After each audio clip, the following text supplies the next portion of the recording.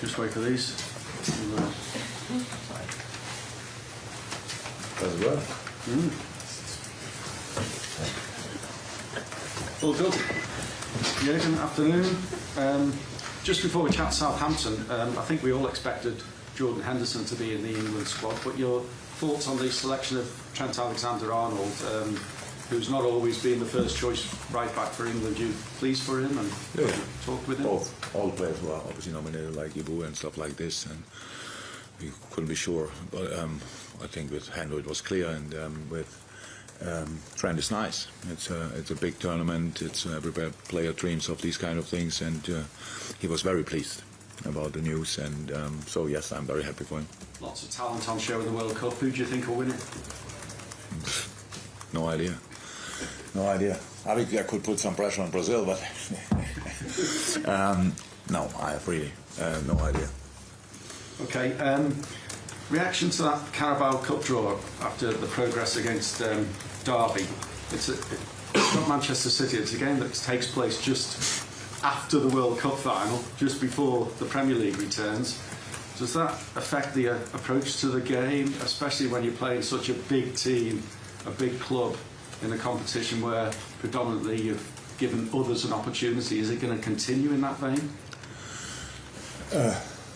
I have really no idea. So the thing is that we have a pre-season before that game, so the players who will be involved, definitely involved, hopefully fit enough and stuff like this, have a pre-season. I think that's similar with City. City has definitely more players at the World Cup than we have. So we have to see who is available. That's always, by the way, always the case. Players' availability and these kind of things, and because of intense schedules, it made always sense to. Let me say it like this: if the game now against Derby would have been the only game in 3 weeks, we would have played a different team. So that's clear. It's not about now. It's not just forcing the kids in, and it's a kids competition and stuff like this. But we like it in that way. That's how we can use the competition then to show our prospects. And for this game, I have no idea. We will come back from our training camp. Do we know already when exactly we play? No, it's not. No, it will be Tuesday, Wednesday, or Thursday even. Oh, great. Yeah, I will make the decision then around the game. Just finally from me, Southampton on Saturday. A new manager installed. It's not always the ideal time to play a club with a new manager, with motivated players, etc. I actually thought Ralf Hasenhüttl did an exceptional job there, and but it's all.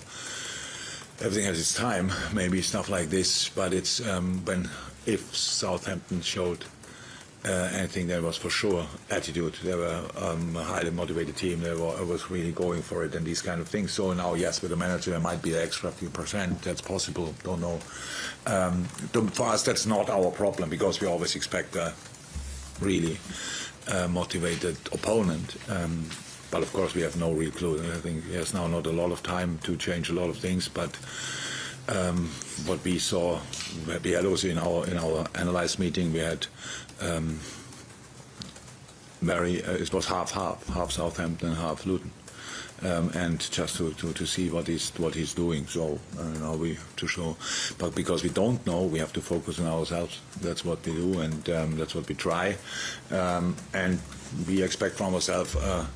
A really good game, like a game you can win, and not because your opponent, or because we have to show up. It's the last game for a long time, and that's why we want to finish on a high. Thanks. Hi. You said that after the Tottenham game that your team had to fight, and that you liked that. Yeah. Was that something that you thought had been missing then earlier on the season? No. It's just because I think we were clear better in the first half, and second half we came under pressure because of the very direct style, and that's why we then have to fight. But it's not the first time. I don't know exactly, but 1 or 2 years ago when we won a lot of games, there were not all games like easy going, like 4-0 up early and then try to manage the game and to play the time down. No, that's just all because everybody saw that Tottenham had good moments in the second half, forced that with a lot of crosses, long balls. But that's why I said it. No, it didn't lack before. We had problems. I'm not sure I saw you before, but we spoke about that pretty much all the time here. Our problems. But step by step, we try to sort them, and then from there we can go. How pleased are you with the link-up play between Robertson and Nunez? They really seem to understand each other. Robo is obviously used. He played now for a longer time with Sadio Mane on that wing than Luis. Cover that space pretty much. It's different, very different. And now Darwin is different as well. It's in this game it was together with Thiago and Robo and Darwin. So yes, we know that Darwin can be a real threat offensively. Is actually. And defensively, there's for sure space for improvement because it's not natural to him to defend that position. But Thiago and Ower plays there, and Robbo or Costas as well know that, and that's why we have to adapt a little, because we don't want to talk to him all the time about defending, and then all of a sudden he forgets how to attack. So we want to give him the freedom to feel like a striker in the offensive moments, and so yeah, that worked well. But there's still a lot of space for improvement, of course. There's a break now, obviously, for the World Cup, but we all know that the Premier League is going to start again in December. So how closely do you have to be working? You've got lots of players out playing in the World Cup. Yeah. How closely are you going to have to work, and what's the system you've got in place to keep up with your players and their fitness and their strengths for when they come back? Because you've got no time at all before you're playing again. You mean players who are at the World Cup? Yeah, you're Liverpool. Yeah, that's now a number. It's not too big, important players for us, but it's now. But do we have 6? 7. 7. Oh, you come to 7. Okay, 7. Yeah, obviously, for us, very important players, but we have a clear rule how it is with international games. The boys have to text me if there are any issues, and especially after the game, because by the World Cup it's different. We can see all the games, and we see he's playing, he's not playing. We can probably read the news, because in the World Cup you get all the information. When there's a normal international game and Brazil plays, it's tricky to get any kind of information, so that we need the players to tell us, no, fine, 90 minutes, but okay. And that's the contact we will have, definitely. Players group, it's clear when they are winning, then the WhatsApp group will get bonkers, and that's how it is. But that's really not a problem. Anyway, we are in the training camp in Dubai, so that's around the corner. So if somebody has to leave the tournament early, they can join us immediately. That's one of the reasons why we go there. Thank you. Yeah, just to follow on from that, really, do you feel that it's, I don't know if benefit's the right word, that so few players that you have are going to compete in the World Cup compared to the teams in the Premier League and other competitions that you're competing with? So you've got more time to work with them. That's something I don't know. So yeah, City has. I don't know how many, but sorry. Yeah, double, of course, double figures. We would usually have Diogo as well going to work, and we are already at 8. Probably some others. Let me think. If there would be a slightly different situation, not injured or stuff like this, then they might have made it as well. So no, I'm happy about the number of players we have for our training, for our pre-season. That's a good number. Positions are covered, so should have 2 centre halves, 3-4 fullbacks, so enough midfielders. Front line, pretty much. Lucho is now running outside, looks really good. So that's positive, of course. So that's how we use it. But now moaning about the players who are welcome now. And that's. I think it's enough, to be honest. There's enough players go, and we need them all back healthy, definitely. But because then it's a really long season to come with a lot of games, and it starts early, but from that moment on, there's no rest again. So that's the problem. Obviously, when you go now, there's now between the last match day and the first match day, I think it's around about 6 weeks. So, okay, with Carabao Cup maybe only 5.5 weeks, but if you only play 3 games now and go out after group stage, then it's obviously there's no real problem. Then you have still time to train and afterwards rest a little bit and these kind of things. If you go through to the final and or to the semis, at least, because we play for the 3rd place as well. Yeah, then it's really long. There's a lot of games then in that period, but it will not happen for everybody. Somebody has to get out of the tournament in the end, at least as far as I'm concerned, and that's the situation. No, it's for all players difficult who are playing there. But how I said, going out after group stages, then it's a normal. Then you have 3 games in 10, 12 days, something like that, and the rest you can rest and prepare. That would be okay for the guys who are really successful. It's very intense. But I don't know, does Southampton have a player who's going to the World Cup? Yes? Oh, the German one, yeah. Of course, sorry. Yeah, but so now that's the situation. I have plenty of Premier League clubs who are not that. Don't know exactly about Aston Villa, who is our first opponent after. So they have a real break, new manager, and a real preseason, and probably nearly all the players together. So for them, it's really good. And that's for all the teams who have players at the World Cup. The more you have, the lesser good it is, because the lesser time you have to work together and work and prepare for the rest of the season. Because as intense it was now, the real intense part will come, and that's the situation.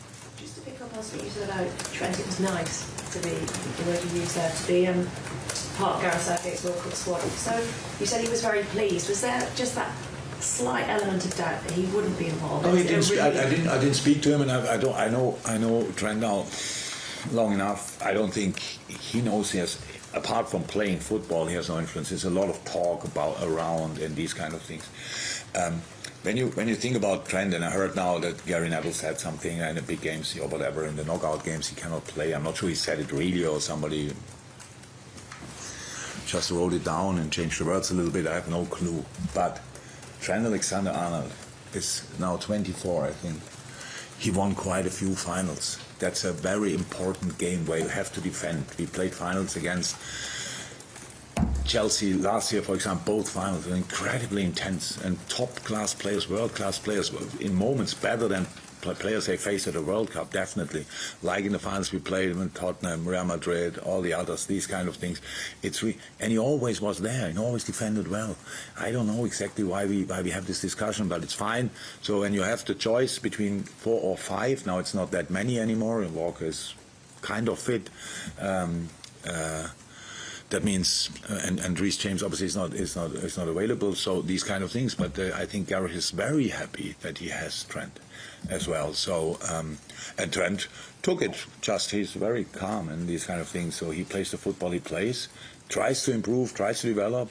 But I think he would have been disappointed if he had not been there, and I'm not sure if he was in doubt or whatever. But with all the discussions, at least the discussions I followed, if everybody would have been available, then it's not unlikely that, or at least it could have happened, that you don't take 4 fullbacks to a World Cup. I think makes sense. 4 right fullbacks, by the way. Some of them can play left as well. So it's all good. And I saw his face, and I realized he's really happy about it. Bye. Yeah, again, nice reward for Ibrahima Konate to get a place in the French squad for the World Cup. Yeah. He was fabulous against Tottenham. I know he's had his injury problem, but he's got that sort of controlled aggression, anticipation. He appears to be getting better at reading what's going to happen. How would you assess his progress since he came to the club? Yeah, good, very good, of course, but he was really good before. So not that we can say that he learned everything here. That's not true. He was an outstanding player in Germany in the Bundesliga. So, so other players were a bit unlucky with the World Cup. He was not lucky with it because he came back in time. It's not his first part, not his season so far, obviously, because he was long-term out. Directly after pre-season, bam, out for a long time, and then again out, stuff like this. So that's not perfect, but for him it worked out really well, and he deserves it, definitely. France obviously has an incredible amount of not only centre-halves but centre-halves as well, all over, play in top clubs all over the world, and make the cut there is a big one. And he's still a very young man, so he's he was very pleased as well. So he was very. I think he needed something to get a smile out of his face. So he's really happy about it, and it's a big achievement, definitely. Quirine Kelleher had his name in lights. He will not be at the World Cup, right? In midweek, and maybe next time around. Yeah. But obviously, the penalty shootout aspect is something that grabs the headlines. But more than that, he's a fabulous goalkeeper. He is. And do you fear at any time in the not too distant future a knock on the door, and for him, for his career to progress properly, he needs to be playing first team football, do you think?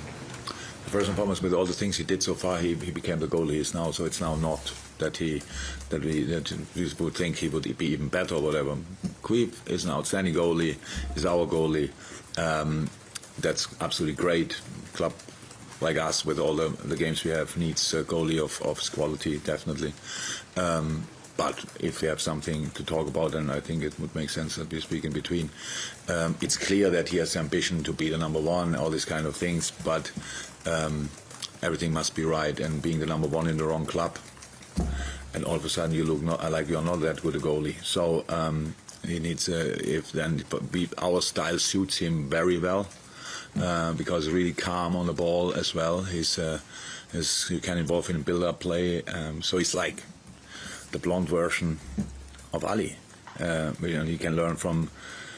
I have to say it because it's true. From an incredible, dedicated goalkeeper coaching staff, these boys, they're special coaches. They are, and I really like how they work because there's not only Queef, we have Marcello as well, we have Harvey as well. Of course, Adrian is there, who always delivered when was needed. Perfect professionals, so many role models, and then Ali, who combines pretty much everything. This department is really exciting. What's coming up and stuff like this. So, and Queef, we don't hold back praise or whatever. It's not everything. Oh, it's not that good. No, he is really good. He's really, really good, and we are really happy to have him. But again, he started the preseason. Since when he's in training? Since 4 weeks, 3 weeks. Before that, he was not available. So yeah, has to stay fit, definitely, and then the future is bright, and we all hope it's here. In this unprecedented season, when we've got a World Cup starting a week after a Premier League match, I'm just wondering how difficult it might be for those players who are going to the World Cup in a final game before they go. So we are professionals, and the boys play the game like they play the game. So that's they always play the game. So with full focus. So everything can happen in a football game. That's how it is. But if you go to the World Cup and you think, we made it, and you have a deep breath, and then you get injured in the first game, I'm not sure which is the bigger disappointment. So they have to perform on highest level. You have to focus on the things you do in the moment, and you cannot think about the next possible thing, whatever. And now, obviously, because we changed a lot during the week, we had yesterday already a session. Everybody looked like really buzzing, going for it. And we know this is incredibly important. This is our World Cup, if you want, the Southampton game. That's how it is. We had obviously a tricky first part of the season. Definitely, we spoke enough about it, and we all saw it. But if we can win this game, it would make 22, and it gives us kind of a distance where we can see light at the end of the tunnel, and that's exactly the mindset all the boys have as well. So I think we don't make a big fuss of it. It's now that I ask every day, how are you, and do you think about the World Cup? We don't talk about the World Cup. This is the situation, and the boys who got nominated, great, and if some others weren't got nominated, that's not cool. But apart from that, it's just our situation here, and that means Southampton. Any updates, team news-wise, good or bad?